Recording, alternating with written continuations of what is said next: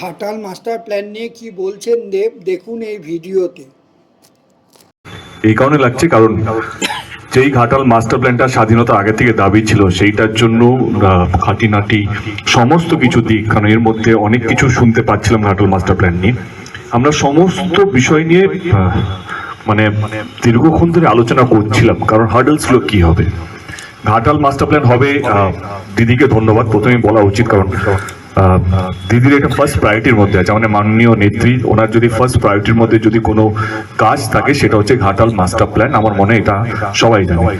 আজকে কলকাতা থেকে বিশেষ প্রিন্সিপাল সেক্রেটারি থেকে আরম্ভ করে সবাই, আমাদের এসপি স্যার আছেন, ডিএম স্যার আছেন, অনেকেই মন্ত্রী সাহেব আছেন এবং আমাদের কলিগস আছেন, সবাই আছেন।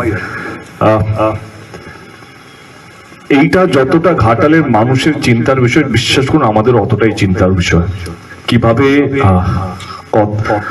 কেমন ভাবে ঘাটাল মাস্টার প্ল্যানটা তাড়াতাড়ি সম্ভব করতে হবে, সেটাই আমাদের একমাত্র লক্ষ্য। যেটা সবচেয়ে বেশি দরকার ছিল, যেটার জন্য প্রজেক্টটা আটকেছিল, সেটা হচ্ছে ফান্ড, টাকা। এটাই তো লড়াই ছিল কেন্দ্র সরকারের সাথে, কে কত পার্সেন্ট দেবে। আগে 80% ছিল কেন্দ্র সরকার দেবে, 20% রাজ্য সরকার দেবে, সেখান থেকে 75% কেন্দ্র সরকার। আজকে একটা সময় 50-50 আমরা কেন্দ্র সরকার রাজ্য সরকার রাজি ছিল, তারপর ওইটা হয়নি। আমি কাউকে এখন দোষ আরোপ দিয়ে লাভ নেই, কারণ আমি কাউকে দোষ দিয়ে আজকে দিনটা, এত সুন্দর একটা দিনটাকে নষ্ট করতে চাই না। যেটা দরকার, যেটা মানুষদা বললে ফাইট ফর ঘাটাল, এটা ওনার স্লোগান। আমার স্লোগান হচ্ছে ইউনাইট ফর ঘাটাল। সমস্ত দলকে একসাথে আসতে হবে, সমস্ত মানুষকে একসাথে আসতে হবে, তবে গিয়ে ঘাটাল মাস্টার প্ল্যানটা সম্ভব হবে। আগে আমার ভয় লাগতো, আগে আমাদের মনে হতো, আমাদের সবারই মনে হতো টাকা দিয়ে ঘাটাল মাস্টার প্ল্যানটা হয়ে যাবে। আমারও এটা মনে হতো। যত দিন যাচ্ছে তত মনে হচ্ছে না, শুধু টাকা নয়, এর মধ্যে অনেক জটিলতা আছে। ডিএম স্যারের সঙ্গে আলোচনা করলাম, আমাদের 10,000 মানুষের সহযোগিতা লাগবে যারা ল্যান্ড ওনার।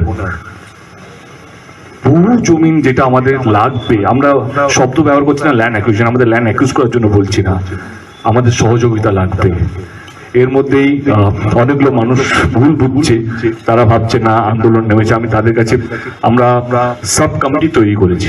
এই 10,000 মানুষ যারা ল্যান্ড ওনার, যারা এই ঘাটাল মাস্টার প্ল্যান আওতায় পড়ে, যাদের ল্যান্ডটা আমাদের দরকার, তাদের ল্যান্ড ছাড়া এই ঘাটাল মাস্টার প্ল্যানটা সম্ভব হবে না।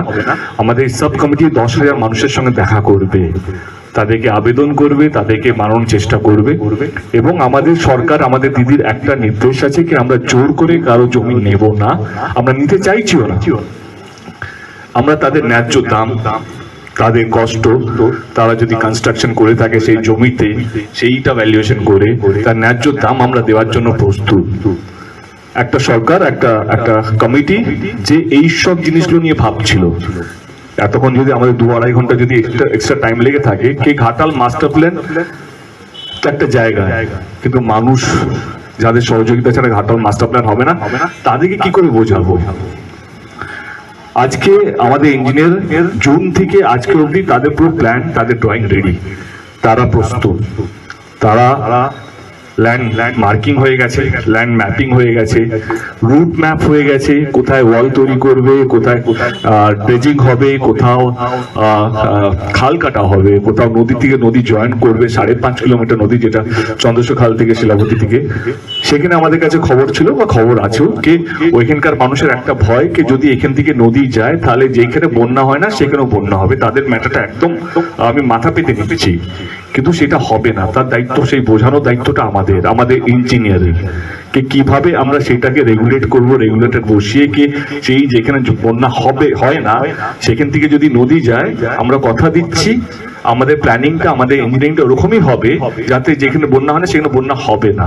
আর এই ঘাটাল মাস্টার প্ল্যানটা বন্যা না হওয়ার জন্যই। মানে মানুষ যদি ভুল বুঝে থাকে, তাকে কিভাবে আমরা বলবো বা কিভাবে আমরা বোঝাবো, সেই আজকে সেই মিটিংটা নিয়ে আলোচনা হচ্ছিল।